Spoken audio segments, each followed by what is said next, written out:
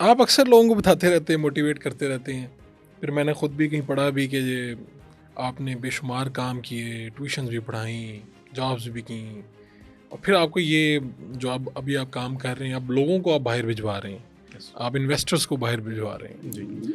तो ये इस काम की तरफ कैसे है? वैसे आपका बैकग्राउंड क्या है, मैं जानना चाह रहा हूँ। मेरी जो कहानियाँ हैं, मोटिवेशन की कहानियाँ, वो मैं अपनी कहानी इस वजह से सुनाता हूँ कि बिल गेट्स की कहानी सुनाने वाले ढेर सारे हैं।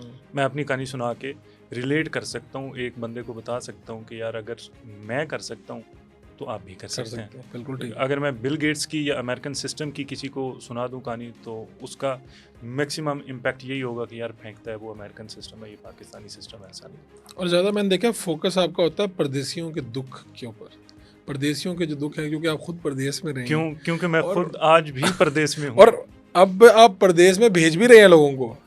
हाँ, अब अच्छा, ये ये दोनों इंटरेस्टिंग बातें हैं। अब ये मुझे किसी ने कहा कि ये बड़ा तज़ाद नहीं है कि आप परदेश की बात करते हैं, परदेश की दुख भी सुनाते हैं और फिर भेजते भी परदेश हैं। ये सवाल है मेरा। ठीक है, तो अब इसका सादा जवाब फ़ारूक साहब ये है कि परदेश या हिजरत जो है ना, बड़ी अज़ियतनाक चीज़ है। वाक़या हिजरत जो है ना, वो कोई इतना सौखा काम नहीं है।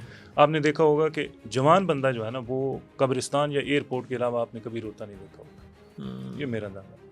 लेकिन इसकी दूसरी साइड ये है कि जो हालात हमारे देश के हैं, फिर हमें प्रदेश के अलावा कुछ नज़र नहीं आता। तो आप इसको यूं समझ लें कि एक मजबूरी वाला एंगल समझ लें, या दूसरा एंगल इसका ये है कि जिसने भी आज तक कुछ किया है उसने अपने कंफर्ट से बाहर निकल के कुछ किया। अच्छा, ये ठीक है, ये मुश्किल के बाद आसानी वाली भी तो चीज़ है। एग्जैक्टली। जो मैं देखता हूँ, कई मैं लोगों को जानता हूँ, अब वो आराम से बैठ के अपनी ज़िंदगी एंजॉय कर रहे हैं, लेकिन लोग नहीं जानते कि उन्होंने पिछले 10 साल 15 साल प्रदेश में गुजारे थे, वहाँ मेहनत मजदूरी की थी, काम किए, कारोबार किए, ऑड जॉब्स की।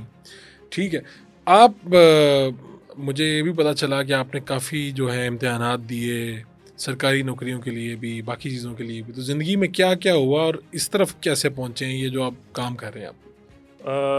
मैंने 2016 में पंजाब यूनिवर्सिटी से मास्टर्स किया था। ठीक है। और तब तक मैं साथ होम ट्यूशन्स वगैरह और ये सारा, फ्रॉम वेरी हम्बल बैकग्राउंड, कहने को जट फैमिली है but it's a very humble background. 2016 तक मैंने होम ट्यूशन्स वगैरह की और उसके बाद आई स्टार्टेड विद पेप्सिको। मेरी जो पहली जॉब थी वो पेप्सिको इंटरनेशनल के साथ थी। That was project based. उसके बाद मेरी जो फॉर्मल दूसरी जॉब थी वो एक क्लोथिंग ब्रांड है, उनके बतौर रिटेल हेड के तौर पे मेरी यहाँ पे हुई। फिर तीसरी जॉब मेरी पंजाब असम्बली में बतौर यूरोपीय यूनियन कंसल्टेंट के तौर पर हुई। और इस सब के दौरान जो एक काम तसलसल से होता रहा वो था सरकारी नौकरी का चक्कर। और सरकारी नौकरी उसके लिए इम्तिहानात मेरे शायद ही कोई संडे ऐसा गुजरा हो उन 5-6 सालों में जिसमें मैंने PPSC, FPSC, NTS, PTS, UTS इनमें से किसी एक पे अपीयर नहीं हुआ। मैंने लातादाद जो एग्ज़ाम्स हैं वो क्लियर किए रिटन में। कुछ ऐसे भी थे जहाँ पे I was topper in Punjab, कुछ ऐसे भी थे जिनमें मैं अपने डिस्ट्रिक्ट लेवल वाले जो थे उनमें टॉपर था, बट लेकिन जॉब कहीं नहीं हुई। जॉब नहीं हुई। और आज मैं ये सोचता हूँ कि बड़ा अच्छा हुआ है। अच्छा इस वजह से उस वक्त तो आप बड़े मायूस होते होंगे। यस, इतने टेस्ट देने के बाद बंदे का सब्र जो है जवाब दे देता है। एग्जैक्टली। ये भी एक स्टोरी आपको सुना देता हूँ कि 2019 था या शायद 2018, लाहौर का एक डिपार्टमेंट है, उसमें मैं 3 सीटें थी और पंजाब के मैं सेकंड पोजीशन पे था या शायद फर्स्ट पे, I am not exactly sure. उस इंटरव्यू में मेरे इंटरव्यू से ज़्यादा तजलील वाला ना वो काम हुआ। एंड दैट डे मैंने वो टाई थोड़ी सी ढीली की, बाहर निकला, छोटा भाई बैठा था तो उसको मैंने कहा कि यार कप्तान, हम प्यार से उसको कप्तान कर, मैंने कहा यार कप्तान दिस इज़ लास्ट टाइम, आया नहीं, आ गया आज के बाद सरकारी नौकरी वाला चक्कर। एंड फिर उसके बाद जो है ना वो सरकारी नौकरी का चक्कर उस इंटरव्यू के बाद छोड़ा। फिर अब अल्हम्दुलिल्लाह अब समझ आती है कि यार वो सारा बेहतर हुआ है। बंदा जल्दबाज है, बंदे के प्लान डिफरेंट होते हैं, रब के प्लान डिफरेंट। इस दौरान ये भी हुआ होगा आपके कई जानने वाले जिनको आपको लगता होगा यार कैपेसिटी में काफ़ी पीछे हैं और उनकी जॉब्स हो गई होंगी। यस, लेकिन उससे बंदे को और धचका लगता है, बंदा कहता है यार नहीं, मैं उसको कहता नहीं हूँ। बल्कि आप शायद आपने ये भी देखा होगा कि मैं किसी टाइम पे जब मैं बतौर तालिब इल्म था तो मैं पाकिस्तानी सिस्टम पे, ब्यूरोक्रेसी पे, इन चीज़ों पे, क्योंकि मेरा मास्टर्स भी उसी चीज़ में, तो मैं इस पे कभी कभार लिखा करता था।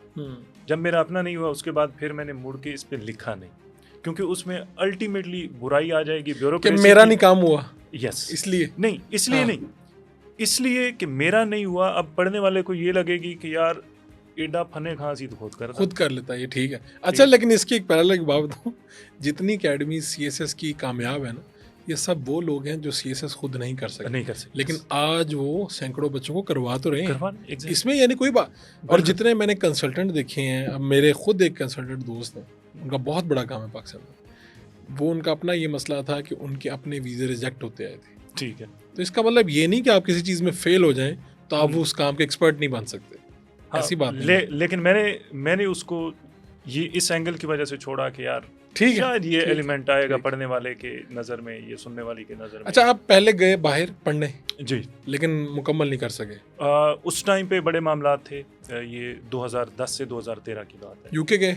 यूके में गया 2010 में, और 2013 में मेरी वापसी हुई। उस टाइम पे एक तो यूके में रिसेशन था, वर्ल्ड वाइड भी रिसेशन था, यूके में भी रिसेशन था, और दूसरा कुछ मेरे अपने दिमागी मामलात भी ख़राब थे। हम एक 18-19 साल के बच्चे से क्या ही एक्सपेक्ट कर सकते हैं। तो जब आपके पास कोई गाइडलाइन नहीं होती, कोई आपको चीज़ों की अंडरस्टैंडिंग नहीं होती, तो जब आप वापस आए बगैर मुकम्मल किए, तब क्या हालात हुए? इधर लोगों ने क्या कहा, दोस्त, अहबाब, रिश्तेदार? शायद मेरी ज़िंदगी का सबसे मुश्किल पीरियड वो था 2013 से लेके 2016-17 तक। क्या सुनने को मिला?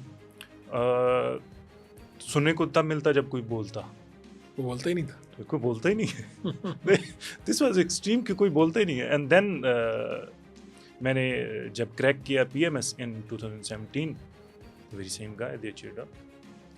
तो वो एक यकसर तब्दीली थी, ज़ीरो से हीरो बनने वाली स्टोरी थी, बट उसमें जब एलोकेशन नहीं हुई तो again back to the same story. तो सारी वही स्टोरी बैक, हम उसी कहानी पे फिर चले गए कि लोगों के रवैये चेंज होते हैं। सो इन सारी चीज़ों से बहरहाल ये समझ आती है कि लोगों के रवैये जो है ना वो आपके इमोशंस पे या आपके रवैये पे हावी नहीं होने चाहिए। अब मुझे कोई फ़र्क नहीं पड़ता कि कोई हंस रहा है, खेल रहा है, कोई बुला रहा है, नहीं बुला रहा। अपना मेरा अब ये मानना है कि आपका जो घर है या ऑफिस है या आपकी ज़ात है, वो एक दरगाह या दरबार की तरह होनी चाहिए।